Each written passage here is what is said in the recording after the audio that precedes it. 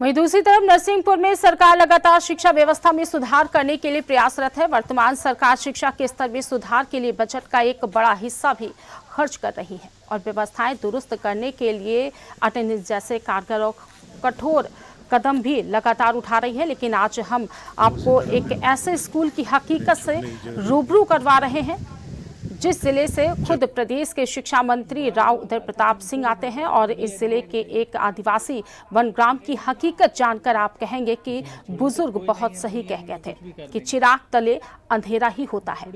नरसिंहपुर जिले के छोटा तेंदुखेड़ा अंतर्गत वनग्राम कोटरी के प्राथमिक विद्यालय का हाल है कि 8,000 की सैलरी पर एक प्राइवेट टीचर स्कूल प्रधान अध्यापक ने रखा है।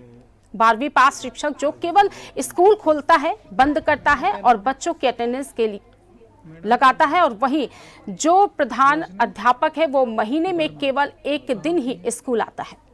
एक तरफ जिला कलेक्टर शीतला पटले लगातार स्कूलों का दौरा भी कर रही है और अपनी वाहवाही बटोर रही है, पर स्कूलों की स्थिति को दर्शाता है ये।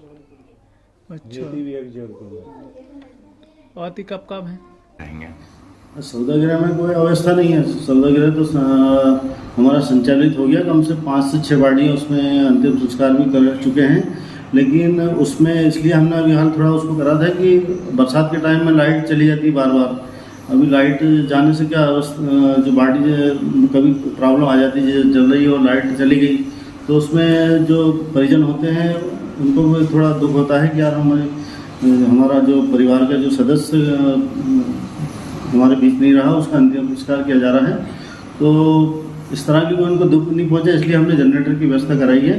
जब हमें जनरेटर सौदागृह में कनेक्ट करने के लिए जनरेटर आ गया, लेकिन जो ऑपरेटर था जो हमने गुजरात से जिससे बनाया है ऑपरेटर था, वो किसी काम से तबीयत खराब हो गई, पता नहीं क्या वो चला गया है।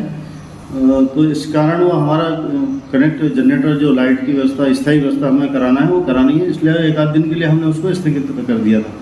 बाकी हमारा सौदागृह संचालित है, उसमें कोई प्रॉब्लम नहीं है। नहीं सर, मैं हमारा जो जनशिक्षक महोदय है CSE संजय सोनी जी, तो वो क्या है कि माह में एक बार जो जंगल के जो स्कूल हैं उनका निरीक्षण करते हैं और अवलोकन प्रतिवेदन मुझे सबमिट भी करते हैं। तो ये कोटरी की जो शिकायत मुझे पहले भी मिली है और मैंने उन जो दो टीचर हैं, एक है रोशनी वर्मा और एक आयुषी लोहिया, तो इनको पहले भी मैंने हिदायत दी थी और मैंने पहले भी SCN जारी किए थे कि आप इतना तो करिए कि बच्चों का आहित ना हो, आपको कुछ ना कुछ तो वहाँ बच्चों को दे के आना पड़ेगा। लेकिन तब भी अब शिकायत ये भी मिल रही है कि ये महीने में 2 दिन जाती हैं या 1 दिन जाती है, उसके लिए भी मैंने एक SCN जारी किया है और इनसे जवाब मांगा है।